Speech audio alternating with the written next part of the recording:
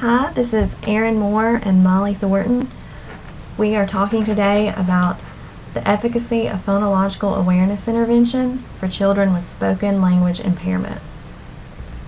This article was written by Gail Gillian from the University of Canterbury in Christchurch, New Zealand. The publisher was the American Speech Language Hearing Association in the journal Language, Speech, and Hearing Services in Schools, Volume 31, and it was copyrighted in April of 2000. For an overview of this article, this study aimed to answer 3 questions regarding how children with spoken language impairments, or SLI, respond to phonological awareness intervention. There were 3 different questions. 1, what effect does enhancing the awareness of sound structure have on speech production? Can such intervention improve both speech production and word recognition skills simultaneously? And can children with SLI benefit from the same type of phonological awareness intervention as children with normal speech development? And as a side note, phonological awareness is the ability to manipulate or play with sounds and words. Certain phonological skills include, but are not limited to, recognizing when words rhyme, segmenting words into the individual sounds, etc. There were 2 aims of this study. 1 was to evaluate the effects of phonological awareness ability of children with SLI and to observe any transfer effects to word recognition and reading comprehension performance. Their hypothesis: children receiving phonological awareness intervention would make more gains in their reading ability compared to children receiving regular speech and language intervention or minimal intervention. The second aim: to provide insights into the effects of phonological awareness intervention on the child's expressive phonology. And Gillen's hypothesis: enhancing children's awareness of the sound structure of words may help children establish more accurate phonological representations that may lead to improvements in phonological production. This was a quote that we both liked from Frith in 1985. It is important for speech-language pathologists to appreciate that a child's phonemic awareness and ability to phonologically decode the printed word is related to word recognition ability, particularly in the early stages or alphabetic phase of reading development. Next, we will talk about the methods section. First, for participants, there were 91 total New Zealand children ranging from age 5 years 6 months to 7 years 6 months, with a mean age of 6 years and 1 month. All children had at least 6 months of general education classes, and all children had to score above 80 on the test of Nonverbal Intelligence 2. 61 children had SLI with no hearing, visual, or neurological disorders. They came from all socioeconomic statuses: 39% from high, 24% from middle, and 37% from low. 30 children composing the control group had speech and language within normal limits. They were referred by the teacher's assessments on the following battery of tests: Clay's 1993 observation survey tasks, running records, letter identification, concepts about print, word tests, writing, and dictation tasks. These children came from 4 primary schools, 2 of which were in low socioeconomic status and 2 in middle to high socioeconomic status. There were 4 different groups. Group 1 was the experimental intervention, which contained 23 children, 15 males and 8 males. Group 2 was the traditional intervention control with 23 children, also 15 males and 8 females. Group 3 was minimal intervention control with 15 children, 9 males and 6 females. And Group 4 was the normal comparison with 30 children, 15 males and 15 females, and we will go into depth on each of these next. So for Group 1, the experimental intervention, this was the phonological awareness intervention group. These children received intervention for 2 one-hour individual sessions per week for a total of 20 hours. The children were treated by either their SLP the researcher or research assistant, and the researcher trained all clinicians and provided a kit of all materials. The principles of this intervention group, they were designed to improve the child's awareness of the sound structure of spoken language and to develop their conscious knowledge of the links between the spoken form of a word and its written representation through phonemic level development, letter-sound correspondence, phoneme segmentation skills, and manipulative materials. Group 2, which was the traditional intervention control, these children received traditional speech and language therapy for 2 one-hour individual sessions per week for a total of 20 hours. These children were treated by their local SLP, who planned the program based on the child's speech and language skills and the computerized profiling pretest analysis. This intervention consisted of a phoneme-oriented approach that developed the child's ability to articulate the target sound correctly in isolation, syllables, words, phrases, and sentences, typically following Van Riper's method. Group 3 was the minimal intervention control group. They received consultations no more than once per month, such indicating the minimal. During the consultations, the SLP made recommendations to the teacher and parents for home and school activities. For intervention, all children received their regular classroom literacy program that generally followed a whole language approach to reading instruction. And Group 4 was the normal comparison group. The participants were chosen by their teachers based on average literacy development and no history of speech and or language deficits, and no intervention was required.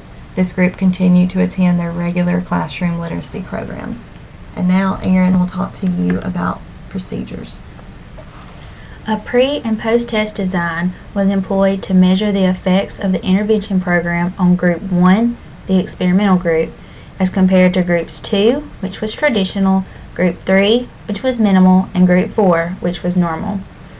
A battery of tests were administered and analyzed 3 target areas: speech production measures, literacy measures, and phonological awareness measures. The materials that were used were the pre- and post-test, comprised of 56 words from the Goldman-Fristow test of articulation, sounds and words subtest, and responses on their first trial of the phonological variability test. The phonological variability test employs a single word elicitation task with the same set of pictures being shown to the children on 3 occasions with at least 15-minute intervals between each set. Calculated percent of consonants correctly articulated out of the total of 171 using the computerized profiling. The children's pre-test analysis used by their SLP to plan and program the intervention for Group 2, traditional speech and language intervention. Literacy measures were obtained by the following test: the Neal Analysis of Reading Ability Revised. This provided a measure of the children's reading accuracy and comprehension when reading connected text aloud. The Burt Word Reading Test, the New Zealand revision, provided a measure of word recognition skills.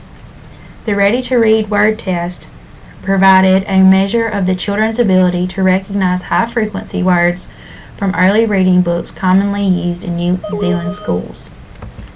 Letter Identification Task provided a measure of the children's ability to identify both upper and lowercase letters. And finally, the Non-Word Reading Task provided a measure of the children's ability to read non-words that were selected from the Reading Freedom Diagnostic Reading Test by Calder in 1992. Phonological awareness measures were obtained by these 2 tests: the Linda Mood Auditory Conceptualization Test, which provided a measure of the children's ability to discriminate between sounds and to analyze the number and order of sounds in spoken patterns, and the Queensland University Inventory of Literacy.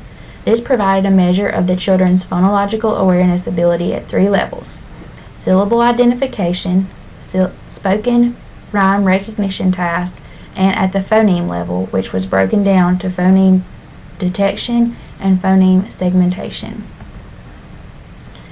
All of the instructions were followed in the test manuals. The tests were administered by the researcher or one of the 3 speech pathologists that were employed by the researcher. The non-words were from the Reading Freedom Diagnostic Reading Test. They were typed on individual cards using Century Gothic font in 26 size in a game format. 4 cards were placed face down, and the child threw a chip on the card and turned that card over and read the non-word. The pre-test, the performance of the children with SLI was significantly below that of their peers with normal speech and reading development. Now I will discuss the results. An average of 4.5 months elapsed between the pre and post test. A total of 20 hours of intervention was received for groups 1 and 2. Group 1 made more improvement in the phonological awareness skills at the phonemic level when compared to 2 and 3. Following intervention, the phonemic awareness skills of children in Group 1 were similar to those of the normal children in Group 4. Group 1 made more improvement in their word decoding skills and their ability to read and comprehend text when compared to Groups 2 and 3. Group 1 also made more improvement in their spontaneous articulation of words when compared to Groups 2 and 3. This is just a chart showing the results from the Linda Mood Auditory Conceptualization Test. Everyone stayed about the same except Group 1 in the phonological awareness intervention. The conclusions. Phonological awareness approaches can have a huge impact on children with SLI. Phonological awareness approaches have greater benefits than those of traditional and minimal speech and language intervention. Children with SLI still have the potential to make gains in reading development and in skills that lay the foundation for a successful literacy acquisition. These were our impressions of the article. Some of the advantages were there was a large sample size, and this is important for generalization across multiple populations. The methods were clearly explained and implemented. The hypothesis that phonological awareness will improve the phoneme awareness, speech production, reading accuracy, and reading comprehension skills was proven. Children from all socioeconomic statuses were included in this sample, and the study allowed the children to go through testing and intervention with their personal speech-language pathologist. However, no study is perfect, and there were some disadvantages. There were a total of 9 tests administered, both pre- and post-intervention. While these tests did provide excellent analysis of 3 target areas, this is an overwhelming amount of testing for children. Could the same results have been analyzed using only 2 tests per target areas, or would it have not covered all of the targets? While using their own personal SLP, certain biases could have occurred. Would the results have been different if the same set of researchers conducted all of the intervention sessions?